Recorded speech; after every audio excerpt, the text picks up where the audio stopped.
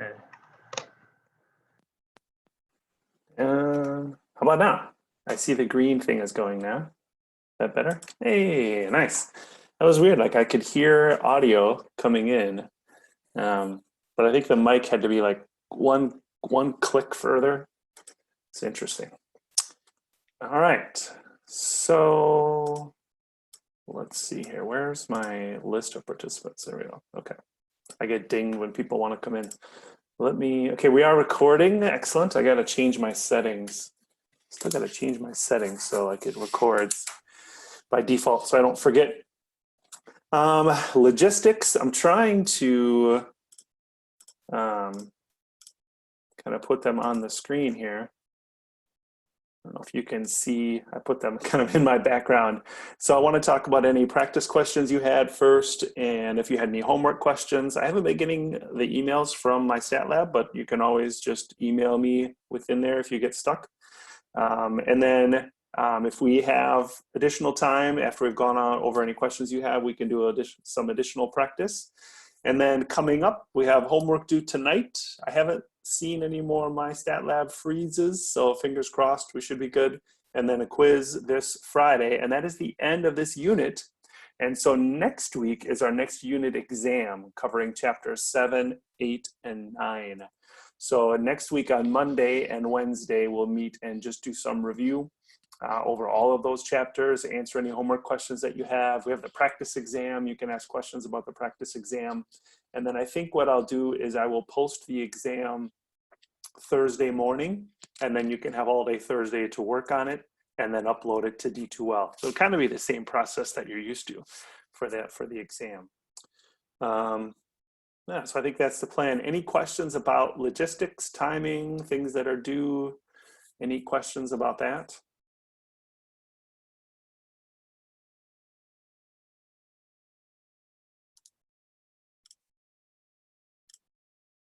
All right, does anyone have any homework or questions from the practice?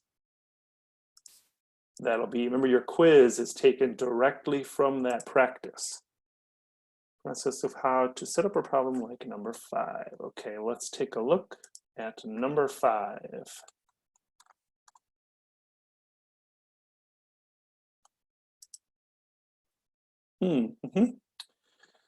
So you want to know the sample size necessary. Okay, so we need some more information. We need a formula, and you want to make sure you know where that is or know how to get it or have it written down. This is the sample size necessary, and we are doing a survey about number of hours they work. So we need to know if it's a sample size for a proportion or a mean, and that's a mean, number of hours worked. So that's going to be in section 9.2. So somewhere in here, there should be a sample size and necessary formula. Nope. There we go. Margin of error, okay. And then if we solve it, here's the sample size required. So let me open up, I'm just gonna do a handwritten thing here. Oops, yeah, there's my messing around. Let me do a new page. And I'm just gonna do just this handwritten one. So what was that? Where did that formula go? I'm gonna snip that. Oh, nope, I want this. There we go. Just gonna snip that formula. Okay, and we'll paste it over here. So this is the sample size we need. And what this comes from is if you want to get a desired accuracy, so you want to get a margin of error of a certain value, then you need to know like how many people should I sample? And so that's what we're going to do here. And so the things we need to figure out, let me switch to blue pen here. We need to figure out the Z alpha over 2, whatever that is. This is awkward here. Sorry, I'm like reconfiguring all of my desk here. All right, so we need to figure out the Z alpha over 2. We need to figure out the S, and we need to figure out the E. Some of that should be given, and so let's see what we can find here in the problem. Let's go back over here. We want to do a 95% confidence interval. We want the margin of error to be less than 3 hours. Assume from a national survey, the standard deviation is 11.3 hours. So we were given 95% confidence interval, and we were told that the standard deviation was 11.3, and we wanted the margin of error to be 3. Is it 11.3? Yeah, 11.3. Okay, so some of this stuff we already have. We have the margin of error, that's 3, and we have the S, that's 11.3, so we're going to square that. All we need now is the Z alpha over 2. So here's how this works. You think of a 95% confidence interval. You have your estimate in the middle, you go plus and minus, and there's kind of like an extra 2.5% on each tail. So the alpha here is the leftover. It's like the part in the tail. It's the 5% that's in the tail. So Z alpha over 2 in this case would be Z oops, I almost said 0.5. Nope. 0.05 over 2. So that's Z 0.025. Now, I don't know if you remember, the week before everything hit the fan, right? The week before we left, I had talked about this and I said, remember the Z subscript. You're going to need to know this. It's going to come back later. And we talked about it in class. We did it. There was like one example or a couple of examples in the practice. I think there were some homework questions. So does anyone remember how to find that Z with the subscript, that 0.025? How do we find that value? We've done it, but it feels like it was like 6 months ago. So, any ideas?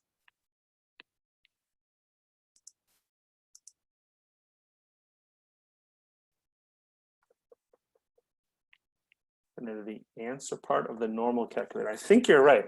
I think you're right. So we just have to, there's one other twist to it. So the Z 0.025, I like to draw a picture here. The key here is that 0.025 is the area, but it's the area to the right. So this value is way over here. Here's Z 0.025.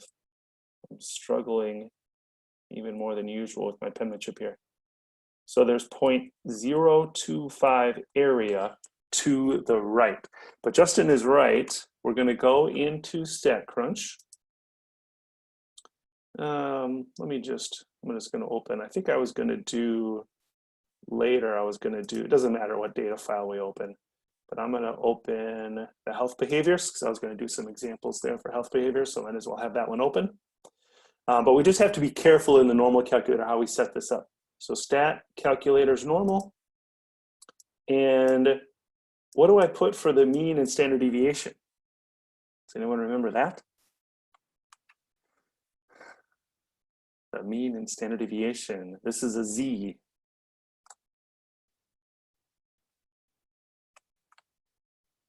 Yeah, 0 and 1, Brittany is correct. So the default is actually a Z. So that's good. The default is a Z. And so I want to change this to greater than or equal to. And to Justin's point, the 0.025 is the probability. It's the answer. 0.025 is the answer. It's not the Z value. It's so confusing here with this notation. You feel like, well, it's a Z, so I'll put 0.025 as the Z. But that subscript notation means that 0.025 is an answer.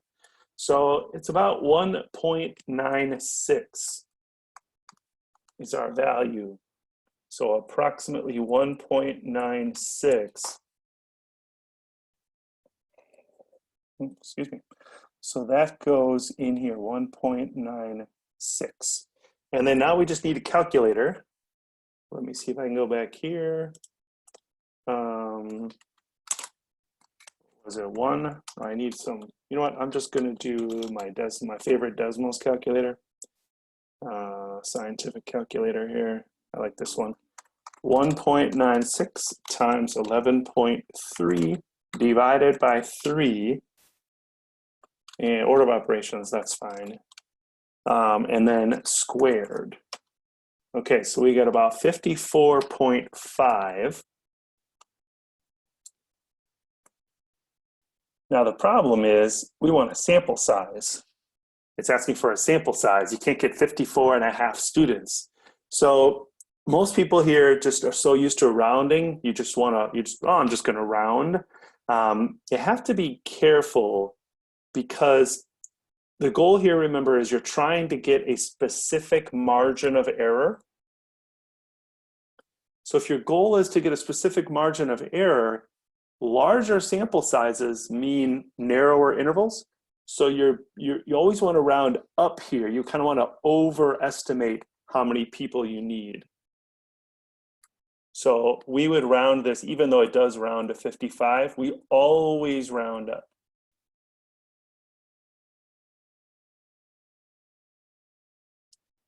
Always round up.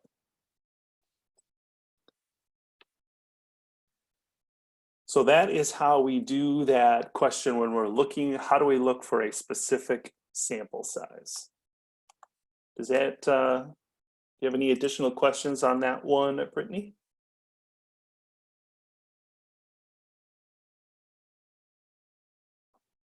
All right, that was a good question. Any other homework related questions or questions from the practice? Where did it go? There it is. Are we supposed to use a data set for number 1?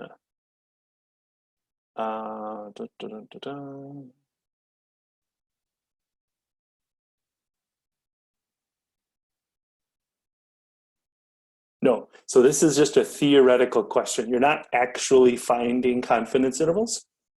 So we're just trying to think about the idea here. So when we do a sample, this is basically trying to get at the idea of a sample and then what a confidence interval is. So if you look at the first one, if you took a sample of 30 ECC graduates and you found their mean, the first question is, do you consider your mean to be the mean starting salary of all ECC graduates? Well, no, because that's just one sample. We could have had, maybe we just happened to sample a bunch of people who ended up being doctors and lawyers and their starting salary was $67,000 on average, or I don't know. And so you definitely can't assume your sample is the true population mean. That's the whole point of a sample. And then the second here is, suppose we do use your sample, we create a 95% confidence interval. Will it contain the true value? How do you know? Anybody have any thoughts about that one?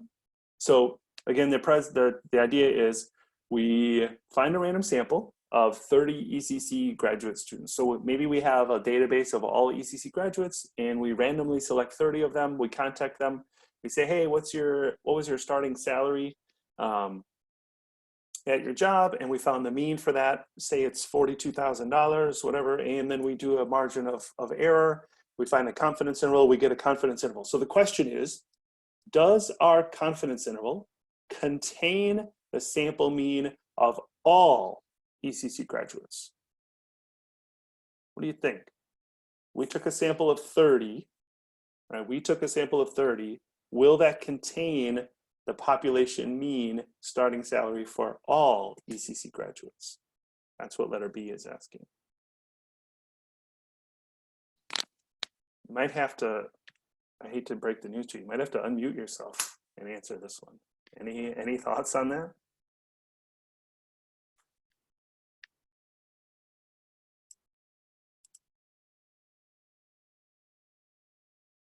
I need a beach background, I think. We're moving to a beach.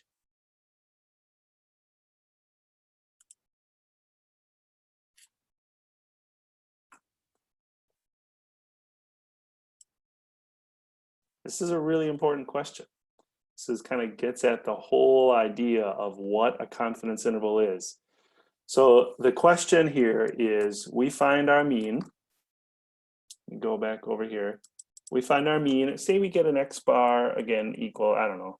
We'll say our starting salary of ECC graduates. I need to move this tablet and flip it over here. I can't write that way. So we say X bar is about, and I'm going to say $37,000. I don't know. And then we do a confidence interval, and we have our 37,000 in the middle it probably would be pretty wide because we only sampled 30 people. So maybe we think, well, it's somewhere between $28,000 and maybe that's a little high for community college graduates. I'm thinking of university graduates starting a full-time position. So maybe it's $26,000 for the mean. And it goes as high, we say, well, it could be as high as maybe $31,000, that's 5,000. So, or it could be as low as 21,000. I don't know if this is a great idea, but so we think the mean, this is a 95% confidence interval for the true mu, the true mean. So question, letter B. Does that interval contain the true mean? What do you think? Good thought. Remember this is the sample mean. And that's from 30 graduates only. So it is not the real mean. It is not the real mean. It's just a sample mean. It might be the real mean. The real mean might be lower than that, might be higher than that, but it is not the real mean. So the answer might be yes, might be no, but it is not. Brittany, I don't know if everybody has the chat up, but Brittany said it would be yes, because you're using the mean to create the confidence interval, but you're not using the actual mean. You're only using the sample mean. It's a good thought though. Any other ideas?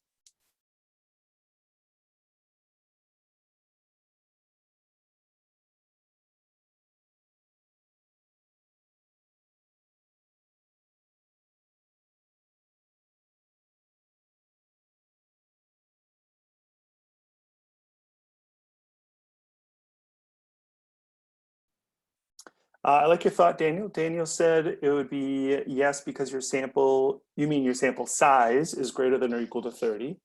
So the n is greater than or equal to 30. What that tells you, when n is greater than or equal to 30, that means you can make the interval. You are kind of, I don't know, casual here. You're allowed to do the interval. What that really means, whoops, sorry. What that really means is that X bar for samples of size n equal 30 will be approximately normal. So the answer to this question, this is a very difficult question. It's a really important one though. The answer to this question is, you don't know. You don't know. It's a confidence interval. The real mean might be in there, it might not. We're 95% confident that it's in there. That's what the confidence means. We're 95% confident that the mean is in there, but it might not be. It might be outside of it. It might be in there. It might not. Here's a question for you. How could I get more confident that the mean is in there? What if I wanted to be 99% confident? How could I get more confident that the mean is in the interval? Brittany and Daniel are both correct. They're really the same thing. Either take more samples, do the sample again, or increase your sample size, which is really the same thing. So when you have more samples, you can increase your confidence. And also, I could take the same sample and just make it wider. If I make it wider, then it will also make me more confident that the mean is in my interval. If I say, well, the starting salary is somewhere between $5,000 and $1 million. I mean, that's kind of cheating, but I'm really confident that the mean starting salary for ECC graduates is somewhere between 5K and $1 million. Like, I'm pretty confident about that. So that's one of those things where if you want to be more confident, you could also make it wider, but you never know for sure. That one's kind of made up. That one we would know for sure. But here, for regular confidence intervals, you never know for sure that your interval is in there. And then the last question here is, suppose we repeat this process and we do 100 different samples, like to Daniel's point, take more samples. So suppose we do this 100 more times. We end up contacting 3,000 former students that are graduates. Now we do them in sets of 30. So we do a sample of 30, find an interval. Another sample of 30, find an interval. Another sample of 30, find an interval. We do that 100 times. The question is, how many of them do you think will contain the real mean?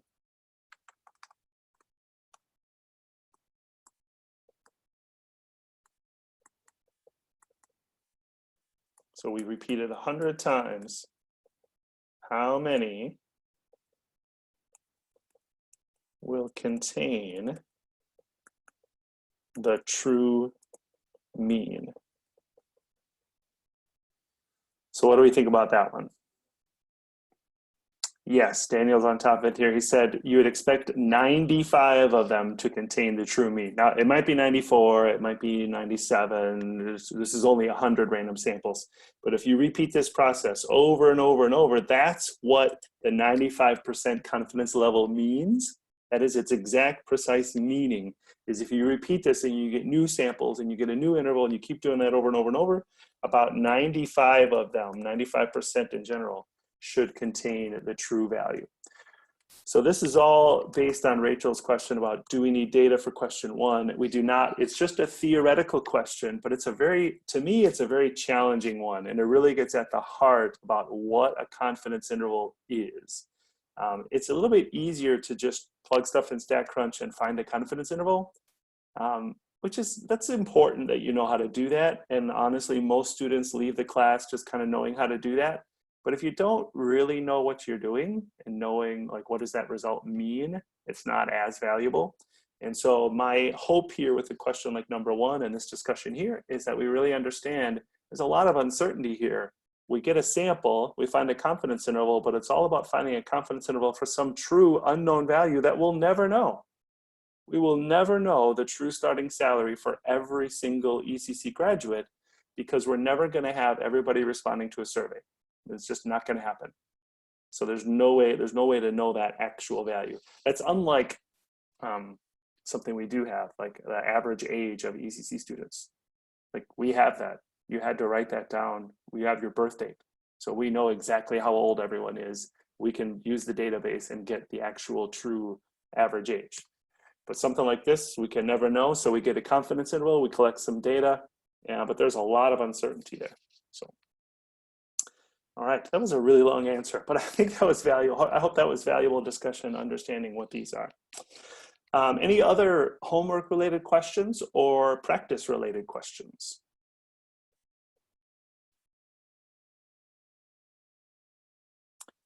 Daniel is asking about number 4 and whether he should use the Tstat or Zstat.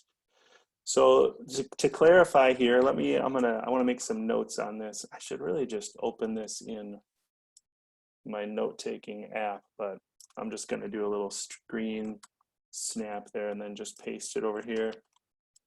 Whoa, it always pastes it so big though. I'm not sure why.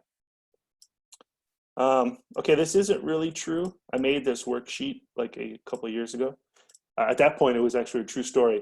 It was the way to kind of make a workout kind of interesting. You just roll some dice, and then you have like, I don't know, it was like 8 different exercises, and however much you roll, and I think we had to roll like 3 dice. So then you had to do between 3 and 18 of them, whatever you roll. So like, you know, you're doing something, you roll the 18, like, oh, no. So that was the idea. And I recorded that and I found the average sum was 10.3. So the average number of reps was 10.3 and I had a standard deviation of 2.1. And Daniel's question is about when to use the Zstat or the Tstat. So here's the key. Zstat is when you know sigma, which is the population standard deviation. And then a Tstat is when you only know S, the sample standard deviation. Now I'm going to give you a hint here. You might want to make a note of this. if you never, ever, ever used the Zstat, I know that you probably hardly ever get it wrong. So almost all the time we're doing a t-stat, because think about this. Think about what we're doing. We're finding a confidence interval for the mean. So we don't know what the mean is. You know, our average starting salary, right? We don't know what that is. But then how would we know the standard deviation? That's really weird. How would we know sigma then? So usually we just know the sample.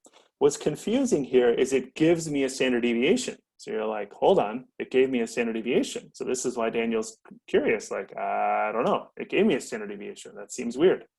If you read very carefully, I did 120 rolls, and in those 120, my sum was 10.3 with a standard deviation of 2.1. That is just 120 different rolls. It's not all possible rolls. It's just 120. This is just a sample size of 120. It's a sample mean of 10.3 and a sample standard deviation of 2.1. So it is not Z. It is going to be a t-stat. And the difference here, I think we did some examples last time. This one is going to be, now we don't have the original data. So it's just going to be with summary, one sample with summary, and we just type in the mean, what was it, 10.3, standard deviation 2.1, and sample size was 120, confidence interval, what did it say, a percent? Yeah, find and interpret a 95% confidence interval. 95, compute, and there's my interval. Okay. How's that, Daniel? Does that answer your question? Good question. Good question. And again, in general, if you just never did the Zstat, you'd be right most of the time. Cool, good one. Good one. Any other requests? Can we do number 6? Okay, good question, Alyssa. Let's take a look at that one. Number 6. Oh yeah, this is probably just a typing thing. You're probably doing it right. You know how, you remember all the fun we had with Statcrunch where like we get these errors and you had to be so careful with it? It's probably something like that. So we are going to do confidence intervals for the standard deviation of enrollment. So we're going to look at four-year institutions, so universities and college, four-year colleges, and find the confidence interval for their enrollment, and then break it down by type of ownership, like public, private, private, nonprofit. There's some different categories. I don't remember. So, all right. So I think I know what we need to do here. So college score. No, I was actually, don't change.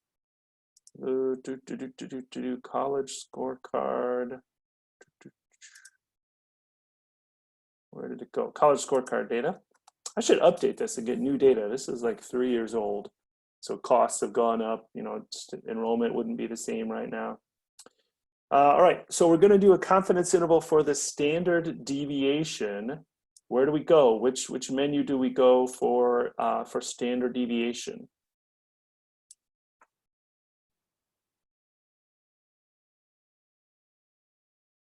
Oh, no. I told you what to do. Thank you, Brittany. Stats, variance stats. I'm not going to tell you on the test. I'm not going to tell you. So make sure you kind of make a note of that. Stats, variance. We have data here, right? Yeah, we have data. And we're doing enrollment. We're going to group by ownership. But then the key is where I think where you're getting issues, Alyssa, is in the where. And so we want just for your institutions. Oh, no, shoot. And let me go back to it here. It says level equals 4-year. Sometimes if you copy and paste, which usually I think, oh, when in doubt, copy paste, sometimes it doesn't work. So sometimes I find, I keep trying to switch windows, but no, it's just the other tab. Sometimes I find it's better to just type it in. The year capitalized, it's so picky. It's so picky. I think the year is not capitalized. We'll find out. Okay. Confidence interval is 95, right? 95%. Okay. Enrollment level equals 4-year, group by ownership. Okay, fingers crossed. Let's see. Ah, it worked. It worked. Were you following along, Alyssa? Did you get that to work? I mean, and if not, if you're not following along, maybe write down those steps, but seemed to work okay. Yeah, awesome. It's just, you know, it's just Statcrunch is really picky when you're doing the drop-down menus. It's fine. When you're typing stuff in like that, it's a little tricky. By the way, we don't have the answer yet here. We talked about this last time. We do not have the answers here. Does anyone remember? Let me bring up the questions again. That is not what we are looking for. Yeah, Rachel's got it. You have to take the square root. That's correct. These are variants. These are variants. So you have to take the square root to get confidence intervals. I don't have a great way for you other than just punching it calculator or just type it in Google. You can actually type it in Google, square root of whatever. Like my Desmos calculator, you could do that, but you can actually just do square root of, and then just type in whatever that crazy number, you know, you just got to do all these lower and upper limits. By the way, enrollment was, so there's that first one, 6,000. Boy, that's a large standard deviation. Wow. They're really spread out. I bet we could see that. I bet we could see how spread out they are. I was going to say something, I can't remember. Oh, rounding. It does say round appropriately. So enrollment was 2 students. So we should round to 1 more. We should round to the 10th place. I was just wondering about the spread. What graph would you make if you wanted to compare the spread of these? What would be a good graph to compare how spread out the enrollments are at private for-profit, private nonprofit, and public? You think of a good graph that would show us the spread? Box plot would do it. Yep. And there's another one too. There's 2 good ones. That's one of them, box plot. I like the box plot because you can do them all together. But there's another good one too. What's the other good plot that gives us kind of how spread out that data are? Histogram, Kelly. Yep, exactly. So I actually I was thinking histogram in my head. It was actually what I was thinking, that Brittany said box plot. And now I think I actually like box plot better because you can do all 3 on the same graph. The histogram, you have to do 3 different histograms. So I did a box plot of enrollment, and I did grouped by ownership. Oh, and we have to do, oh, nice, it had the level equals 4-year in there already. Level equals 4-year. And then I like to draw my boxes horizontally. I'm going to take out outliers. We'll draw it without the outliers in there. And, oh, we need a title, right? Always do titles. Box plots of enrollment by ownership. Okay. Ooh, okay. Maybe we do need, look at that. That's crazy. Private for-profit, almost all of them are pretty small. They're really small. Oh, you know what this is? It's got to be like the University of Phoenix. Come on, it's got to be. No, I just want that one right there. Oh, hold on. Oh, I have too many things up here. Let's show outliers. Like what other, or like Corinthia College, or what are some of the other big name private for-profit? It's got to be University of Phoenix. Oh, called it. Oh, they're all University of Phoenix. Look at all of them. What are these other big ones? Grand Canyon University? The heck even is that? Ashford University? Kaplan? Kaplan University, look at those are all private. American Public University, one of my friends used to work there. Yeah, that's cool. So what are the biggest public ones here? Let's grab the big public ones. University of Central Florida, okay. Miami-Dade, Ohio State, Texas A&M. Interesting. Okay, sorry, I get easily distracted. So yeah, the standard deviations, just remember when you do the variance, remember to take the square root. This was Alyssa's question. I think we got that. She said that that was all good now. So that was good. What else? Good questions today. Yes, Brittany is asking about number 7. I'm wording this intentionally kind of not just like a textbook, kind of, okay, well, actually no, Brittany, I think the answer to your question is no, but I will answer it. So what type of institution has the greatest variability in its enrollment? Okay, so what we're wondering is which type of institution's enrollment varies the most. It's not saying which type of institution's confidence interval is widest. It's saying which type of institution's enrollment has the greatest variability. Well, what measures variability?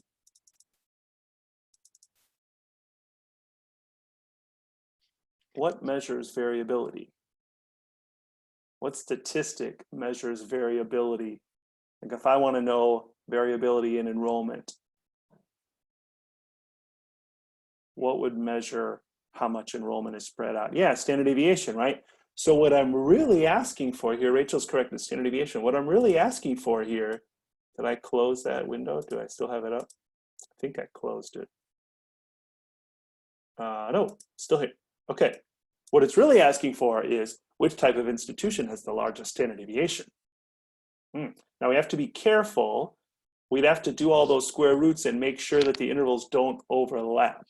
Because if they overlap, it's not statistically larger because they could be the same. But I'm assuming based on this, I'm assuming it's public. Because that's like 82 million for the variance, and this is, so I'm assuming it's public, but you should do all the square roots, do the lower and upper limits, and do all of that, and then decide which one has the smallest, which one has the largest standard deviation.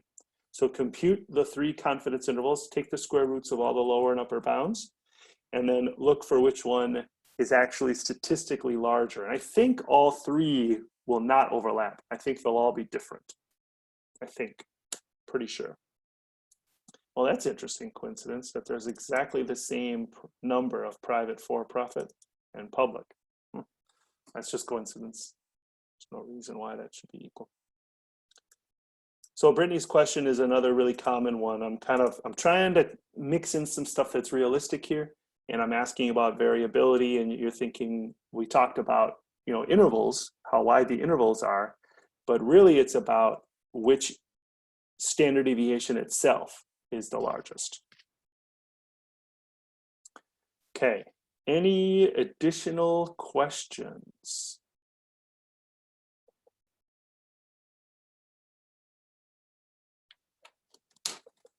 While I'm waiting for your questions, I have a question here.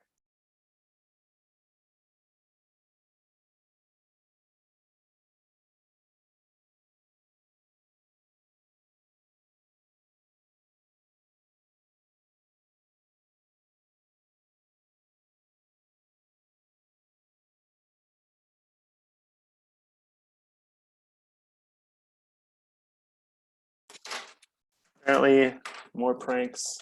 We are taping cardboard over the door of the younger brother. Hey, hey, hey. All right. Any additional questions?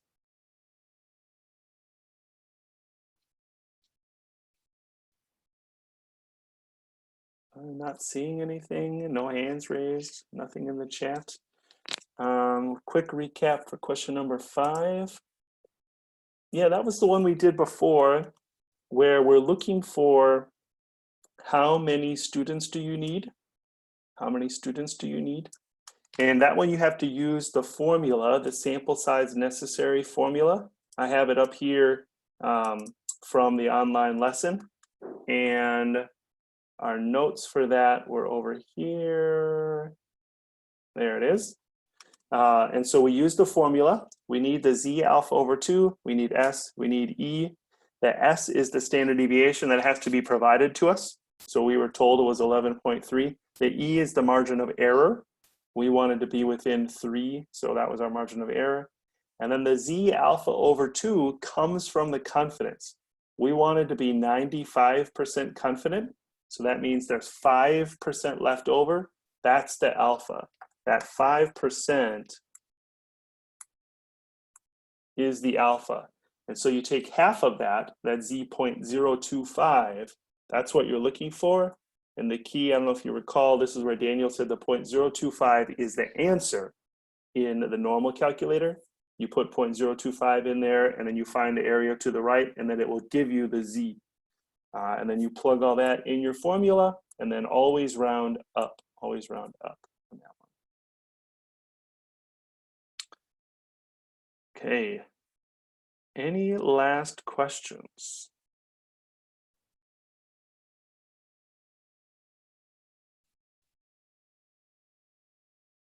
Okay, let me just remind you here, where did those go? Yeah.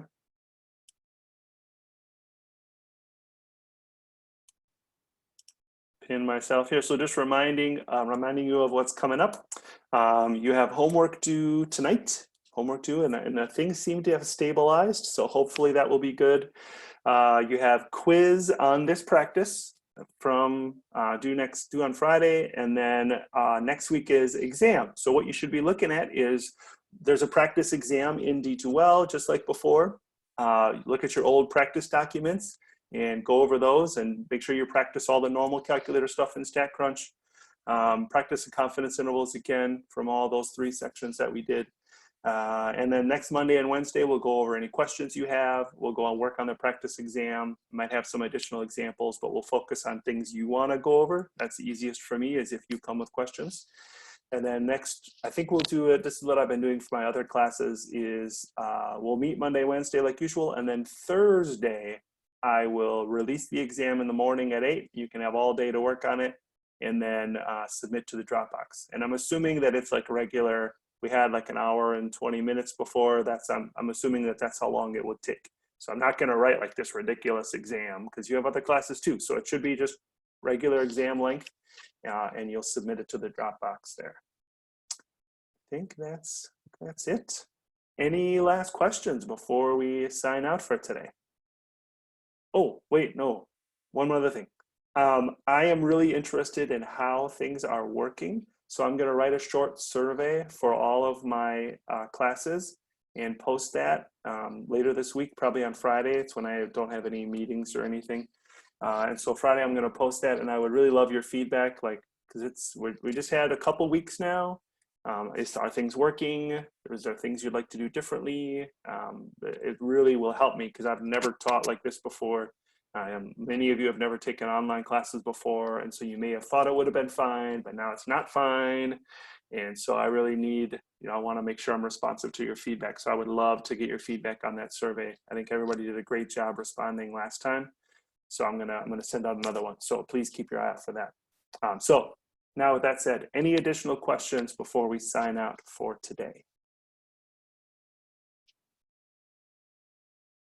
Great, Brittany, good question. I would say, like for the ones where she's asking if it can be statistically different if not all the intervals overlap, or do they all need to be different? What we're really wondering when we're wondering if there's a statistical difference, we're wondering, are they all the same? Or is there at least one that's different? So if even one is different from the others, then they're not all the same.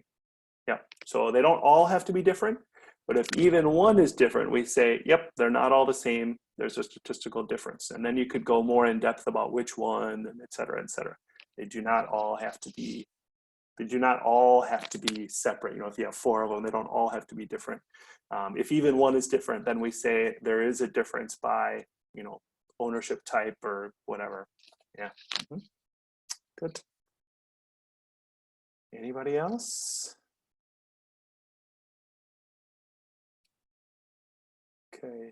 I will say, last thing before we sign off, that this class has been, in terms of like emails and posts and stuff, has been one of the most quiet of mine. And so I'm not sure what that means. Maybe like we're just in a rhythm and you're kind of used to working this way and it's going well. But I don't know. I'm kind of hoping that's how it is. But don't feel bad if you need to email me more questions. Still not seeing anybody post in the Discord chat. So feel free to post there if you have a question, and I'll respond if nobody else does. Like I'm on that pretty frequently too. So, right now I'm kind of assuming that everything's going okay because, I'm not hearing from anybody. And then the quiz, everybody took the quiz on Friday. So from what I can see, it seems to be going okay. So make sure you let me know if you need any help with anything. Okay, enjoy the weather this afternoon. Get outside, get some sun. It's going to be beautiful the rest of today, and then it's going to get chilly again for a while. So let's enjoy this nice weather. Okay, that's it for today. Bye, everybody.